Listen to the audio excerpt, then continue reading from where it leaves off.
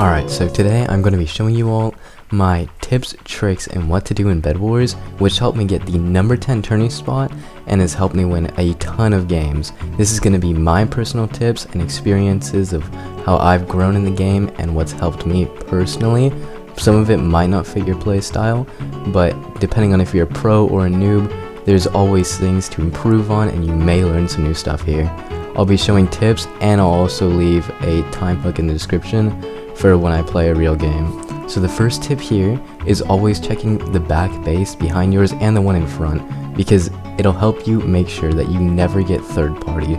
You're always going to want to check that every time. The next tip here is knowing how to wall run, which will help you bypass your opponents, which is the difference between winning or losing that first rush. It has helped so many times just by learning this simple task of wall running, which you can learn easily in bridge fights. The next tip is knowing what to buy in the gen. So you're going to want to get TNT and blocks every single time because it is ridiculously broken on solos and doubles.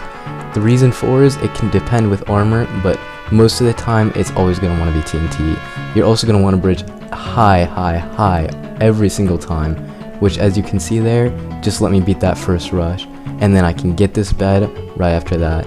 The next tip is for an invis. You're going to want to wait until people leave that base. That way you can take them out on a bridge or on a platform where they won't know what to do. Knowing when to void will also be the difference between a win or a loss. So as you can see here, I'm going to break the bed and I'm going to void because I do not see him anywhere near his bed, so I'm going to go right back to my base. Another thing you will want to learn, and that is extremely helpful, is your movement in PvP. This will help with combos and staying out of getting comboed. It helps every time to know this.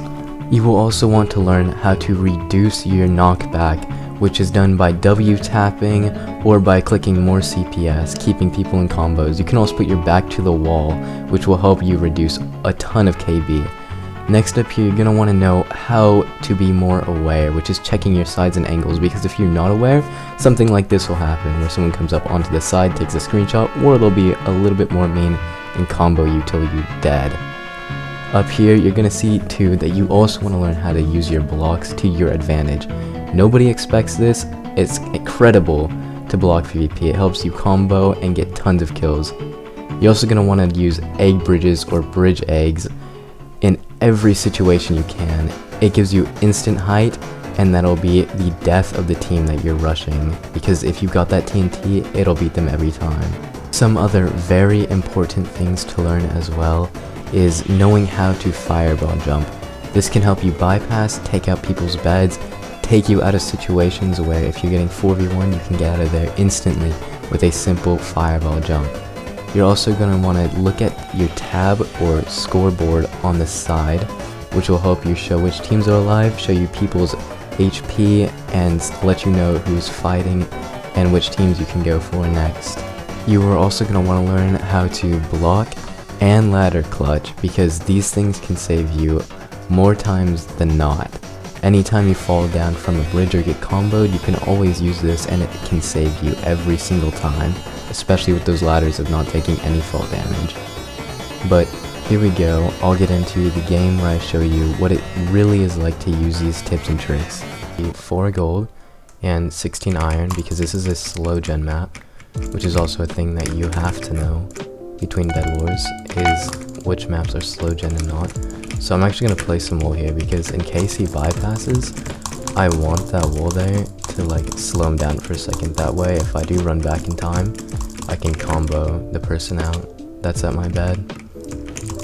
And like normal, we're going to go for height here, because height is king in Bedwars. Nobody can fight height. Did it a endstone and wood bed defense, so I'm going to slap that TNT on there.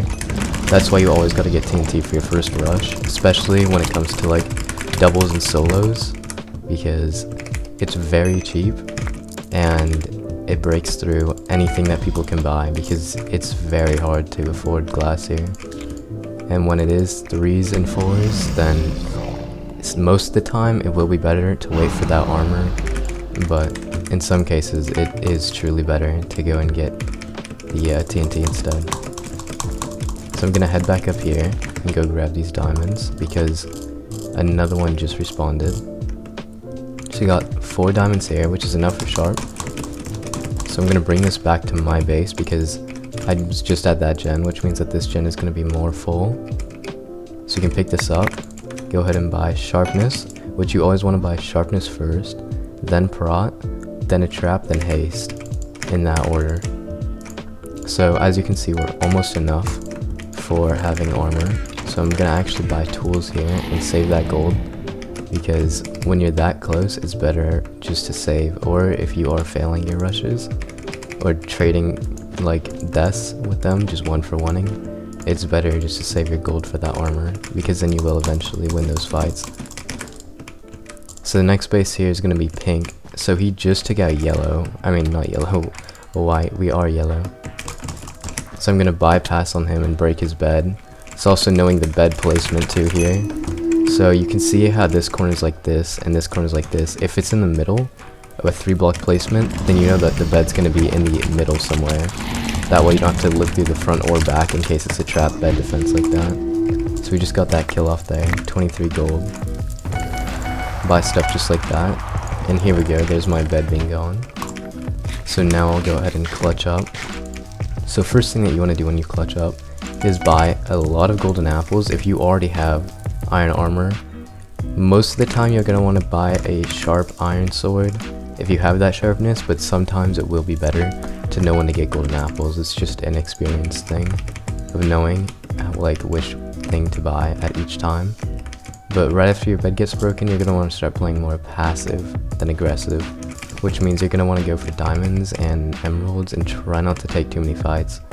So as we can see, that green is actually god bridging right there, so you got to keep an eye out for the players around you in the matches that you play, because knowing how their play style is with how they bridge, their skin, their name, it will all tell you what the fight is going to be like when you do actually have to fight them.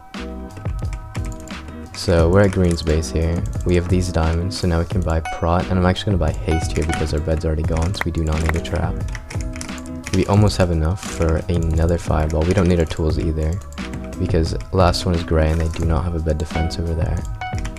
I'm actually going to buy a KB stick just in case, because if this person is insane at PvP, then I will have to use other things such as a KB stick, which can come in handy during then. So I'm going to actually chase him down because we got 2 fireballs and he just got all the M's, which is not good for me. So fireball him off, got him there. See, just like that, we don't even have to fight him. So if you are ever scared of people, just play the map, get all the generators around, and then buy fireballs with that. And then if you do have the chance, always go for M's, especially when you're a final, or if you do still have your bed. It's better not to push the next person. It's better just to go straight for emeralds, unless that other person is wide open like how Pink's bed was and they were right next to us. So chances are they would have rushed us next, because you can see it's closer there than it is to that side. Plus we took out our first rush the quickest, so if that Pink was paying attention, he would have gone for us. But in most cases, you do just want to go straight for emeralds. So here we got gray behind us. We broke his bed, checking to make sure he's at full 20 HP. So here he comes. I'm going to actually fireball that. He's too close for us to gap up, but it's alright. We got these combos on him, and just like that, game is won.